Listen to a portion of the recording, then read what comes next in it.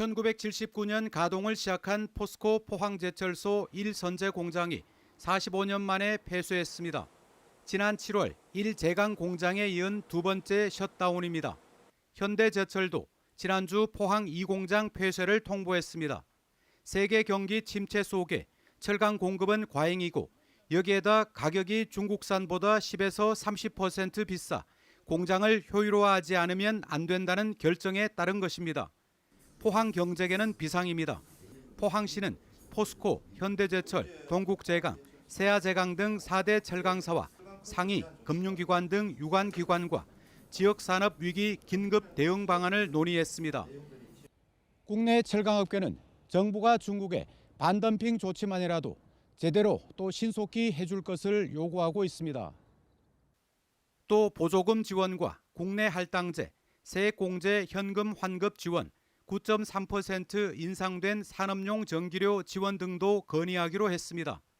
이와 함께 태풍 흰남노 피해로 2년간 한시적으로 포항에 적용한 중소기업 특별 지원 지역 연장과 2018년 한국GM 공장 폐쇄로 군산에 또 조선경기 침체로 울산과 창원 등에 적용한 산업위기 대응 특별지역 지정을 신청하기로 했습니다.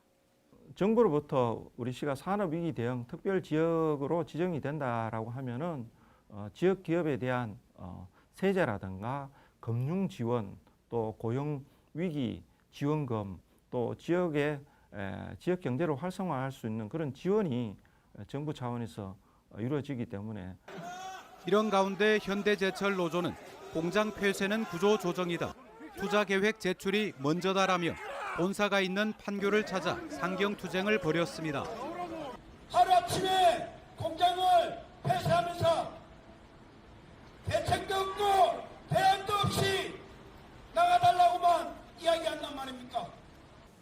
한국철강협회에 따르면 올 들어 9월까지 쇳물 생산량은 4,764만 톤으로 2010년 이후 최저를 기록했고 공장 가동률 역시 포스코 85%, 현대제철 84.2%, 동국제강, 봉형강 후판이 각각 77.4%와 63.8%를 기록했습니다. 여기에다 일본은 엔저로 철강 수출 경쟁력을 확보하고 미국은 트럼프 대통령 당선인의 철강 수입 규제 강화가 예상돼 K철강이 한 번도 경험하지 못한 내후 외환의 수렁에 빠져들고 있습니다. MBC 뉴스 김기영입니다. 1995년 설립돼 건설용 H형강과 특수강을 생산하는 현대제철 포항 2공장. 회사는 담화문과 특별 공보물에서 생존을 위한 불가피한 결정으로 포항 2공장의 가동 중단 계획을 알렸습니다.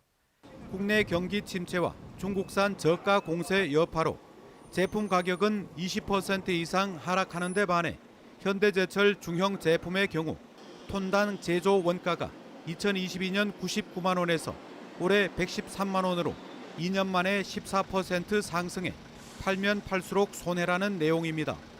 올해 초까지 200일 이상 가동을 중단하기도 했지만 일시적 휴업이나 감산으로는 해결될 문제가 아닌 상황에 직면한 겁니다.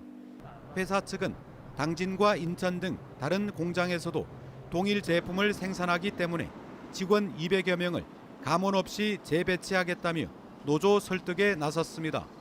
노조는 반대하고 있습니다. 노동조합이 볼 때는 포항 중형 공장에 물량이 없는 것이 아니다라는 판단을 하고 있고 여기에 회사는 타공장 인원이 필요하기 때문에 국내 주요 철강사들도 저수익 사업 개편을 통한 공장 가동 중단을 진행하고 있습니다.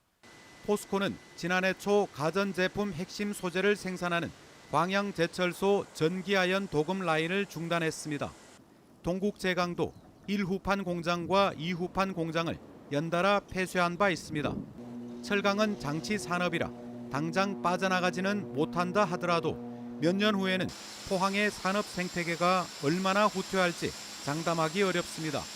국가기관 산업인 철강 산업의 경쟁력 회복을 위한 정부 차원의 특단의 대책이 시급합니다. MBC 뉴스 김기영입니다. 13년째 태양광 발전 사업을 해온 이 업체에선 지난 2월 15,000제곱미터 규모의 발전소를 새로 만들었습니다. 부품은 모두 중국산을 썼습니다. 가격 경쟁력이 월등했기 때문입니다. 반값 정도의 수준이기 때문에 저희 사업주 입장에서는 가격과 이제 효율을 생각했을 때 선택할 수밖에 없는 상황이었습니다.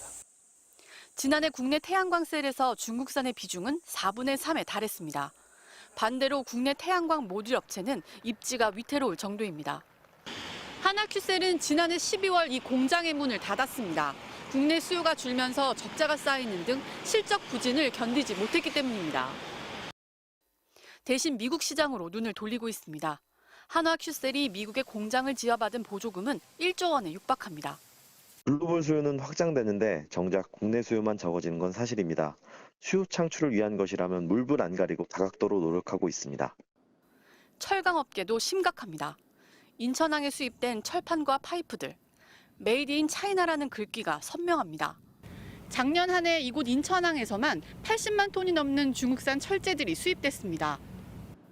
자동차, 선박, 건설에 사용되는 후판의 경우 톤당 최고 20만 원이나 저렴해 중국산 후판 수입량은 21년 32만 톤에서 지난해 112만 톤으로 4배 가까이 늘었습니다. 철강 분야 대중 무역 적자는 22년 9월 2억 6,800만 달러에서 지난 5월 7억 5,100만 달러로 급증했습니다. 중국의 저가 공세에 현대제철은 최근 산업부에 반덤핑 제소를 했습니다. 우리 제품들이 가격 경쟁력을 잃어가면서 시장에서는 수요처를 찾지 못하고 있는 실정입니다. 석유화학 분야도 직격탄을 맞고 있습니다. 합성 수지 원료인 스틸앤모노머는 최근 2년 새 중국산 수입이 4.5배 급증한 탓에 LG화학은 일부 생산 라인 가동을 중단했습니다. 중국의 밀어내기식 저가 공세는 한동안 이어질 것으로 보입니다. 고부가가치 산업 구조로의 전환이 이제 필요한 만큼 친환경 고기능성 제품에 대한 기술 개발과 역량 강화에 대한 노력은 지속되어야 할 것으로 보입니다. 경제 안보의 핵심으로 꼽히던 철강, 화학, 에너지 업계의 위기. 기술 격차를 벌리거나 사업 재편을 고민해야 할 기로에 섰습니다. MBC 뉴스 박소희입니다.